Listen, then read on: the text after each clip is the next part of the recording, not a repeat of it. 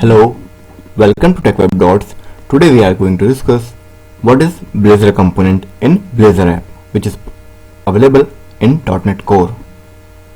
So in this we will learn what is Blazor component and what is the Blazor component structure and what is the basic requirement to use Blazor app. We need Visual Studio 2019. Okay, so download link is given in the description of the video. Before proceeding further, I request you to watch my previous videos in which I have explained what is Blazor and how can we set up Blazor on our machine. Okay, I have also explained how to create application in Blazor app. Okay, in this tutorial we will use Blazor server template. Okay, in my previous videos I have already explained what are the requirements and how can we use it, but just for reminding purpose I am just explaining few steps how to create Blazor server app. Okay, so we know how Blazor server model works. We need a single connection that can communicate between client and server in Blazor server app. Okay, and we are using Blazor server template. Okay, so we will open the Visual Studio. We will create a new project. Just select the Blazor app section, just provide a meaningful name, and we will select the Blazor server app. Okay, not Blazor WebAssembly, because Blazor WebAssembly is not finalized yet.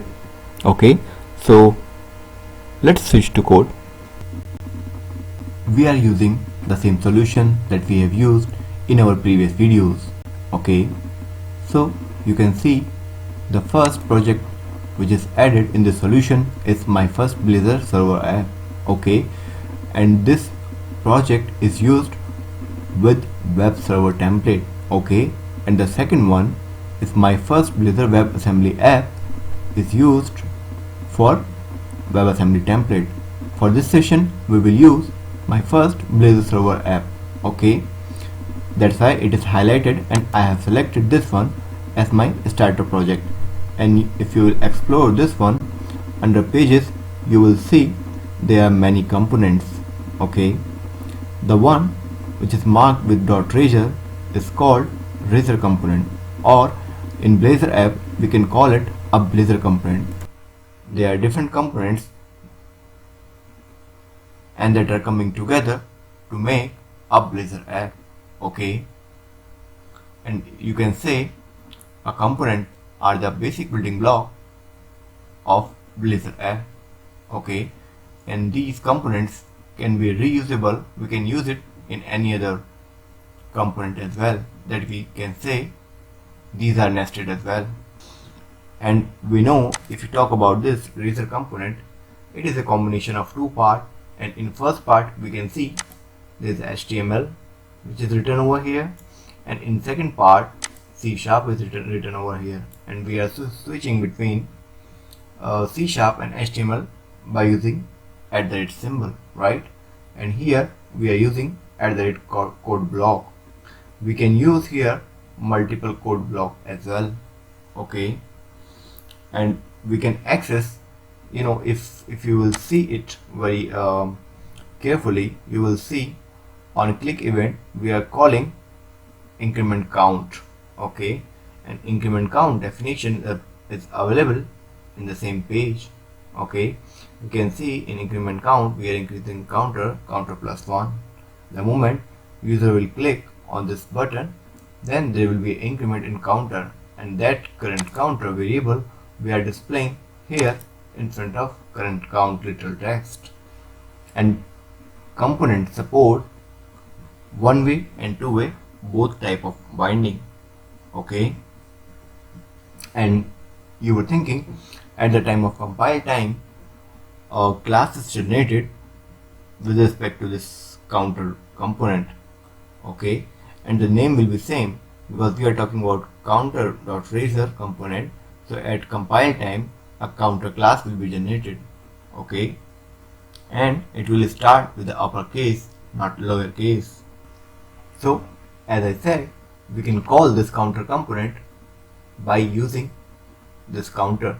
Okay, So these components can be bigger or can be more complex. So in that scenario, we will split HTML and C# code separately. Okay, we will manage both of them separately, right? We will create a class so that we can manage the code part. Okay, and we will discuss this thing in our upcoming video.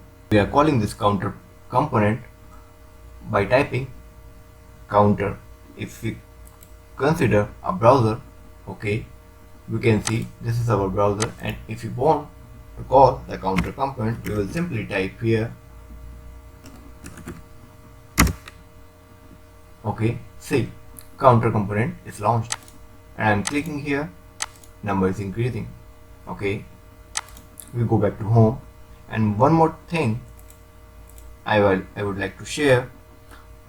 As I said, we can use component within a component. Okay, so for example, we have an index component, and if I add a counter component here, I just simply type counter. Okay, and let me reopen. You can see in our home page we have a hello world message, and along with that we have a counter component as well, like that we have just integrated, and we can see it is working like charm. Okay, and the good thing is, every time we are using this component or clicking this component, we are sending an event to the server, and server is giving the response to us. Only the difference is calculated and which is sent to the client. That's why it is working so fast.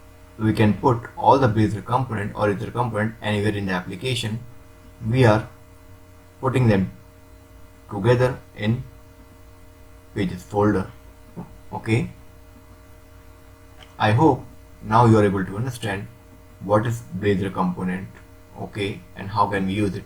And in our upcoming video, we will discuss how can we pass parameter to Blazor component. I hope you like this video. If you have any question, please leave a comment. I will reply on that as soon as possible. And don't forget to watch my next video, which is on Blazor component passing parameters.